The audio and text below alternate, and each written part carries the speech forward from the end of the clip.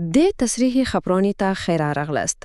نن مو د ورکړ شوی سرچینو پر بنانس د پښتنو په معاصر تاریخ کې یو تر ټولو ژور او اوغمهله زخم په پره دقت سره سپړو.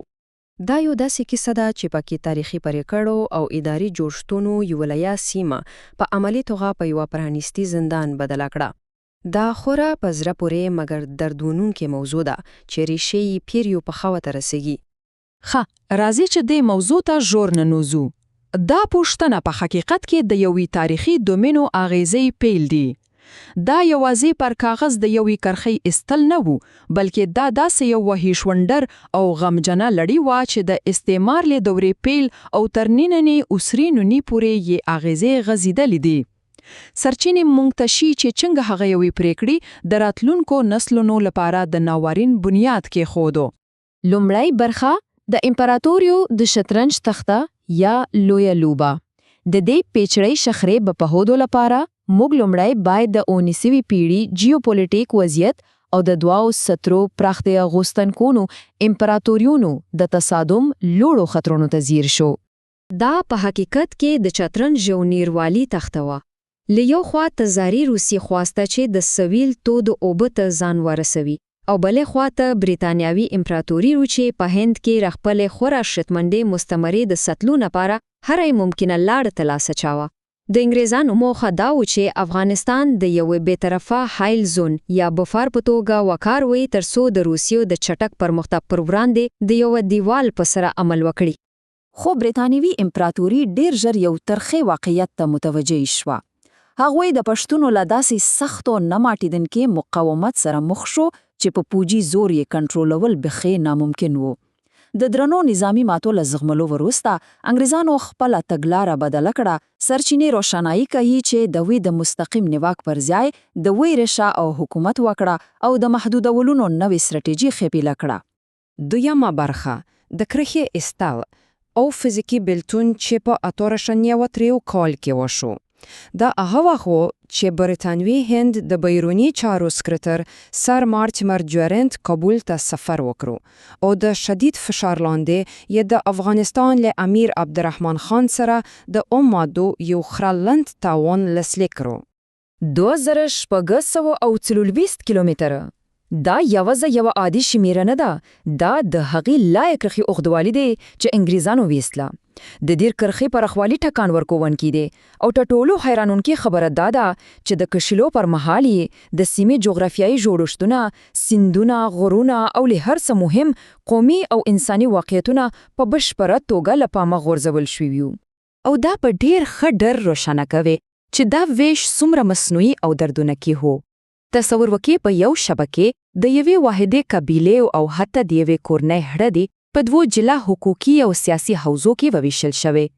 سرچینې بلګې راوړي چې د یوې کورنۍ کور د کرښې یوې خواته او کرنیزه ځمکه یې بلې خواته پاتې شوه. دا پرشته هم یو بشپړ فزیکي او رواني پوریکون وو. دلته یو بیا مهمه مسله چې د سرچینو له مخې باید په بیطرفانه ډول یاد شي د دې کرښ قانوني حیثیت دی. د تاریخي اسنادو او شفاهي تاریخ پر بناست ادعا کیږي چې دا یوازې د سلو کلونو لپاره د نفوذ د ساحې د ټاکلو یو موقتی تړون و. سرچینې په واضح ډول وایي چې په افغانستان کې هیڅ یو حکومت له جمهوریتونو نیولې تر کمونستانو او بیا طالبانو پورې هیڅکله دا کرښه د دایمي او رسمي نړیوالي سرحد په توګه نه ده منلې. دریمه برخه د اداري ډال یا فاټا جوړول. د کرسې له ایستلو وروسته انګریزان له یوې بلې لویې سردردي سره مخ شو. د کرس د هند خواته پاتې شوي پښتانه چې مرکزي واکمني او مالیات یې نه منل هنګ باید اداره شي. د دې لپاره د یو نوي سیستم رامنځته کړ. انګریزانو د سیمه د فاټا په نوم ونوموله. د برتانیې استعماري واکمنانو ځای خلکو ته د غیر مدني په سترګه کتل، نو ځکه یې په شعوري ډول د سیمه د برتانوي هند له اصلي قانوني نظام څخه جلا وساتله. د سرچینو په وینا د دې جوړښت موخه پرمختګ نه و، بلکې دا په بشپړه توګه د یو وحشي لویډیز په سرشګه ډیزاین شوی و ترڅو د هند د میدانونو ساتلو لپاره د یو دفاعي ډالو او نظامی بفر په توګه کار وکړي. څلورمه برخه قانوني لومه یا د 1901 کال FCR. د سیمې د کنټرول لپاره یو ځای فزیکی بیلتون کافی نه و. په 1901 کال کې انګریزانو د سرحدي جرمونو مقررات یا FCR نافذ کړ. سرچینې دا د استعمار تر ټولو ظالمانه قانون بولی چې اصلي موخه یو ځای او یو ځای د ویرې له لارې د خلکو تابع کول وو. اوس هغه څه چې په دې برخه کې واقعاً په زړه پورې دی دا مشهور تاریخي شعار دی، نه دلیل، نه وکیل، نه اپیل. دا درې کلمې په دې ظالمانه نظام بشپړ انځور وړاندې کوي. په دې معنی چې پښتنو د ځان د دفاع له دلیل راوړلو حق نه درلو، د حقوقي استازیتول لپاره یې وکیل نشو نیولی او د پریکړې پر وړاندې لوړې محکمې ته د اپیل کولو هیڅ حق نه درلو. دا د بشري حقوقو په معنی یو بشپړه څپنه وه.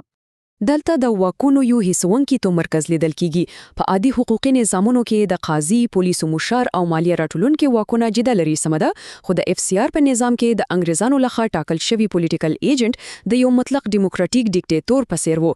هغه ټول واکونه په خپل لاس کې لرل او د هرې د پریکړو په وړاندې په هیڅ ملکی محکمې کې د شکایت حق شتون نه درلو. او د دې قانون تر ټولو ویرونکې برخه ډلهییزه سزا وه. تصور وکئ د اف سی آر په قانون کې د شخصي جرم مفهوم بالکل شتون نه درلود. که د قبیلې و کس کوم کار وکړی، ټوله قبیله مجرمه ګڼل کیده.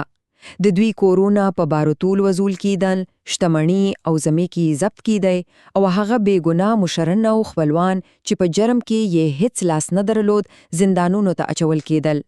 دا د وحشت یو پرلی پسې لړۍ وه. پنځم برخه متضاد میراث له 1900 څخه تر 2008 پورې. دا برخه موموز د استعمار څخه وروسته دورې ته بیایي. کله چې په 1900 کال کو پاکستان جوړ شو، محمد علي جناح پښتنو قبایلو ته ویل چې دوی اوس آزاد دي او د خپل مسلمانو ورونو ترڅنګ ولاړ دي. خو همغه څه چې په عمل کې پیښ شو یو بل کیسه ده. راځي مخکې لاړې شو او وګورو چې دا پیښې څنګه پرمختګ کوي او یو بل پسې نخلي. د مهالويش د تاریخي پیښونو مسیر راشي. په 1390 کې د کریشې استل، په 1901 کې د اف سی آر نافذېدل او بیا تر ټولو د پام ورچکی په 1940 کې د نئی پاکستان لوخه د دې استعماري سیستم کټمټ ساتل. د وضعیت تر 2008 کال پورې دوام وکړو، کله چې بلاخره د فاټا انزوا پای ته ورسېده. سرچینې یو خورا لوی تاریخي تضاد ته اشاره کوي.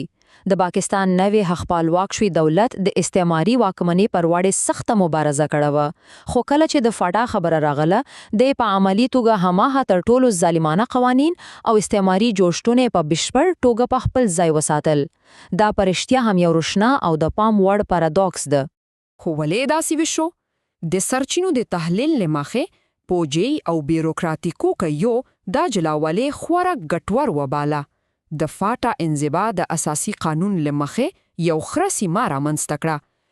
د افغانستان پر وړاندې د فشار د وسیلې په توګه وساتل شو او په ځانګړې توګه په 1908 کې د داسې ډړو د روزلو لپاره د یو بې قانوني لابراتوار په توګه وکارول شو چې له هر ډول قضایي سرنې څخه لري وو. نو د ټولو مهم نکته دا ده چې موږ د شمیرې ته پام کړو او یا یو دا د هغو پر لپسې کلونو شمیر دی چې د فاټا خلکو له 1940 څخه تر 2008 کال پورې له اساسي حقوقو د سترې محکمې له څارنې پوهنتونونو او لومړنیو بنسټیزو اسانتیاوو پرته ژوند تیر کړو. یو بشپړ پرمختیایي او قانوني بیلتون. کله چې موږ دا تاریخي ټکی سره وصل کړو، د یزموي پیړی ناورن په بشپړه توګه د درک ورکړي. سرچینې روشنا کوي چې همدې قصدي بېوزلي او لزید کړو بې برخې کېدو په سیمه کې د بې قانوني او لویې تشه رامنځته کړه. د چاپیریال له 2001 کال وروسته وسلوالو ډلو ته لاره واره کړه او دا غرني سیمه د یوې خورا خطرناکه او مرګوني جګړې په ډګر بدله کړه. او موږ دا تشریحي خبرونه په دې ژوره پوښتنه پای ته رسو. یو سیمه هنګ رغېدل شي کله چې بنیادیزي پولي او قوانین یې په چرګنده ډول د وشلو، محدودولو او ځپلو لپاره ډیزاین شوي وي. سرچینې موږ ته په بېطرفه توګه هي چې د 19مې پیړۍ د استعمار تخمونه هنګه په 20مې پیړۍ کې په ویجاړیو بدل شوي وي. دا داسې یو فکر دی چې سړی واقعاً ژور سوچ کولو ته اړ باسي.